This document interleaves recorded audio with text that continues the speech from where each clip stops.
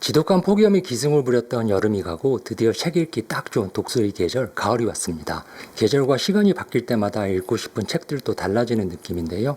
저는 연도가 바뀌는 연초에는 자기계발이나 동기부여와 관련된 책들을 읽게 되고, 봄 시즌에는 아무래도 직무와 관련된 퍼포먼스 서적들을 많이 읽게 되는 것 같습니다. 그러다가 1년의 하반기로 접어드는 가을 시즌에는 숨을 고르고 올 한 해 지나왔던 시간들을 들여볼 수 있는 수필이나 소설을 읽게 되는데요. 오늘은 오랜만에 아날로그 종이책 감성을 물씬 느끼며 가을에 읽기 좋은 소설책 한 권을 소개해 보려고 합니다. 오늘 소개하고 싶은 책은 8월에 출간된 시작점의 시작이라는 일본 소설입니다. 출판사에서 책을 보내주고 어떠한 조건이나 가이드라인 없이 책을 읽어본 후 솔직한 후기를 자유롭게 작성해달라고 요청받아 작성한 리뷰입니다. 아울러 출판사의 후원으로 구독자 이벤트도 준비가 되어 있으니 영상 끝까지 보신 후 구독자 이벤트도 놓치지 마시고 참여하셔서 혜택 받으시기를 바랍니다.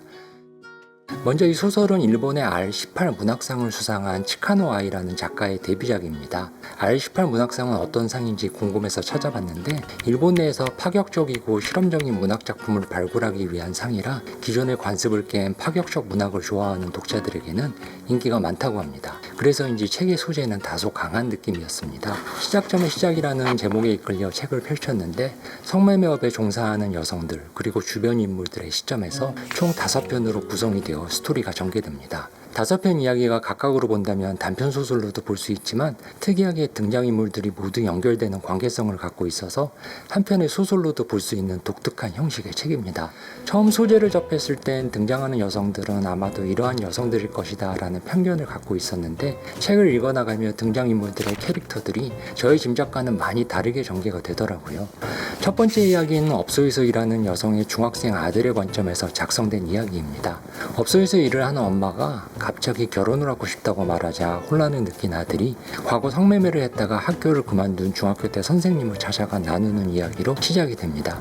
엄마가 업소에서 일한다는 사실이 학교에 알려지면서 한때 엄마는 그 일을 그만두기도 했었습니다. 하지만 아들은 엄마가 그 일을 그만두고 생계적 어려움으로 장기 밀매까지 고려하고 있다는 사실을 우연히 알게 되고, 결국 엄마가 업소에서 일하는 것을 용인하게 되는 어쩔 수 없는 상황이 나오고요. 어찌 보면 생계형 업소 일을 할 수밖에 없는 엄마의 상황을 이해하면서도 이로 인해 내면에서 발생되는 여러 가지 감정적 상태들이 선생님과 얘기하면서 일본 소설 특유의 섬세한 방식으로 전달이 됩니다. 두 번째 이야기는 첫 번째 생계형 성매매와는 다르게 전개가 되는데, 대학 시절에 단지 여행 경비를 마련하기 위해 업소에서 일을 한 주인공의 이야기입니다. 세 번째는 연애를 하고 있는 싱글맘이 직업으로 업소 일을 하고 있다는 걸 남친에게 말하게 되고, 이에 충격을 받은 남친과 내면적 갈등을 겪는 과정이 남친의 각도에서 그려집니다. 네 번째는 세 번째 이야기에서 등장한 싱글맘 모녀에게 스토커가 나타나면서 모녀가 위험에 노출이 되지만 떳떳하지 못한 직업과 편견으로 최소한의 사회 안전망으로부터도 보호받지 못하는 상황들이 조명됩니다. 그리고 마지막 5번째는 첫 번째 이야기에서 등장했던 업소 여성의 아들 나츠키가 어른이 되어 업소에서 관리 일을 하게 되면서 느끼는 감정들과 생각들을 비춰줍니다. 그래서 제목이 시작점의 시작이 된 것 같아요. 성매매업에 종사한다는 이유만으로 발생된 편견으로부터 받는 부당한 사회적 대우와 일반인 입장에서는 미처 생각하지 못했던 위험한 상황들이 다양하게 조명됩니다. 책을 읽고 나서 느꼈던 부분은 5편의 스토리에 상당히 많은 인물들이 등장하고 서술하는 관점이 모두 다르다 보니 읽는 사람에 따라 자칫 산만하게 느낄 수도 있을 것 같았습니다. 하지만 저의 경우는 오히려 다양한 관점에서 좀 더 균형감 있게 바라보고 생각할 수 있게 된 것 같습니다. 예를 들면 단순히 책을 읽는 독자의 입장이 아니라 좀 더 밀접하게 근접하여 자녀의 입장이라든지 당사자나 남자친구의 입장에서도 생각해보게 되더라고요. 아마 작가의 의도도 관점 전환으로 다양한 각도의 시선에서 바라볼 수 있도록 한 것이 아닐까라는 생각이 들었습니다. 예전에 부산에 살 때 사진 봉사 활동으로 독거노인들의 자서전에 들어가는 사진을 찍어드렸던 적이 있었습니다. 흔히 자서전이라면 성공한 사람들의 인생만이 가치 있는 인생으로 인정받는 줄 알았는데, 비록 평범하고 소박한 인생이라도 그 자체만으로 살아갈 가치와 인정받을 만한 가치가 충분하다는 걸 느꼈습니다.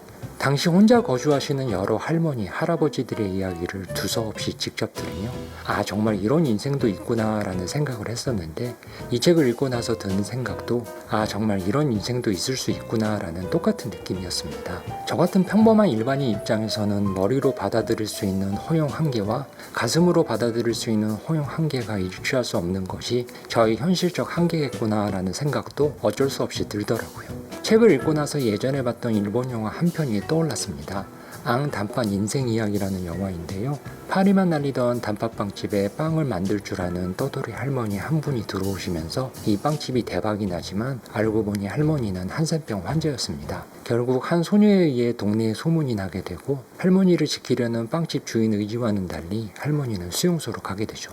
수용소에 있는 할머니를 빵집 주인과 소문을 낸 소녀가 찾아가는 스토리의 영화입니다. 영화의 할머니 대사 중에 이런 대사가 나옵니다. 우리는 이 세상을 보기 위해서, 세상을 듣기 위해서 태어났어. 그러므로 특별한 무언가가 되지 못해도 우리 각자는 살아갈 의미가 충분한 존재야. 책을 읽고 나서 저는 당시 영화를 보고 나서 받았던 느낌과 비슷한 느낌을 받았습니다. 우리가 이 세상에 태어난 건 반드시 특별한 존재가 되기 위해 태어난 건 아니잖아요. 파격적 소재임에도 의외로 자극적인 내용 없이 스토리가 잔잔하고 덤덤하게 전개되면서 등장인물들의 감정적 내면 묘사가 작은 행동과 행위를 통해 섬세하게 표현이 되는 부분도 공통점인데, 이런 부분이 일본 영화나 소설의 특징이 아닐까라는 생각이 들더라고요. 제가 가슴으로 받아들일 수 있는 허용 한계치에 대해서도 당시 영화와 똑같이 느꼈던 부분이고요. 아마도 이런 종류의 담담하면서도 잔잔한 일본 소설을 좋아하시는 분들이라면 분명 재미있게 읽을 수 있는 소설이라 생각합니다. 이상으로 일본 소설 시작점의 시작을 읽고 제가 느꼈던 부분을 진솔하게 얘기해봤는데요. 이번 영상에서는 책을 출간한 출판사에서 감사하게도 이벤트용 책 10권을 보내주셔서 소박한 저희 채널에서 최초로 구독자 이벤트도 할 수 있게 되었습니다. 이제 갓 1000명을 넘은 저의 작은 채널에서 소중한 구독자님들과 구독자 이벤트도 할 수 있다니 솔직히 감개가 무량합니다. 이벤트 참여 방법은 간단합니다.